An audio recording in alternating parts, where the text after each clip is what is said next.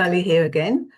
I thought I'd share another meal with you that I have quite regularly, although it's not summer now, so this is a really nice one for summer. So I'm just going to share my screen again,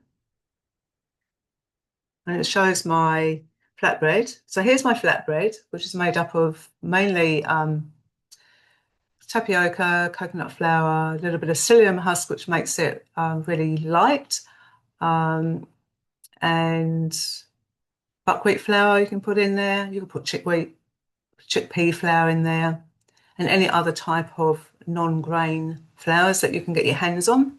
Just be aware that some of the flours, such as buckwheat, can be quite heavy, so you don't want to add in so much. So the actual recipe that I use is, say, if I did 8 tablespoons of tapioca, which is a root vegetable. It's not great for people who've got sugar issues, pancreatic issues. And then half of that would be coconut flour. So 2 to 1, 2 tapioca to 1 of coconut flour.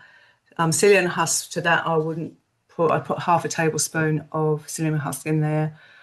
Uh, um, Buckwheat flour I'd put probably a heaped tablespoon because that's a very heavy flour. And then you could add things like just whole flaxseed, or you could round it up and add that in, and also some salt for taste. You could add in some spices if you wanted to it. You could even add things like fennel cut up and add it into the flatbread. And then I use a flatbed toaster because you can't actually fry it because it will just go gluggy because of the tapioca. And when you cook it, the longer you cook it, obviously the crispier it becomes. And in actual fact, you can turn it into a crisp bread or a cracker, which is really nice. And that also depends on how much fluid or water you add into it. Could add some oil in, but I don't bother putting that in there. And also because it's on a high heat, you don't want to be using something like coconut oil. I was going to say about it. Anyway, in this particular meal, which is great, you can see that I've got an organic burger there. And all I've done is I've chopped up some tomato and added some lettuce to it. But you could also add all sorts of things. You could add coleslaw in there. If you're okay with, citrus, then you could make yourself a nice dressing to go on that.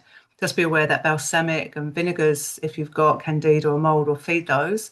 So you don't want to be using anything like that if you do have those. And a lot of people do have mold or candida because of our diet of high sugar. And, most of the foods that we're eating, if you're eating packaged stuff from the supermarket, will have sugar in them. And also, it's so hard to find food without yeast in it, added yeast to it, because it adds flavour. So, for instance, if you want to go and get a nice soup that's pre-made from the supermarket, honestly, it's so hard to find one without yeast in it.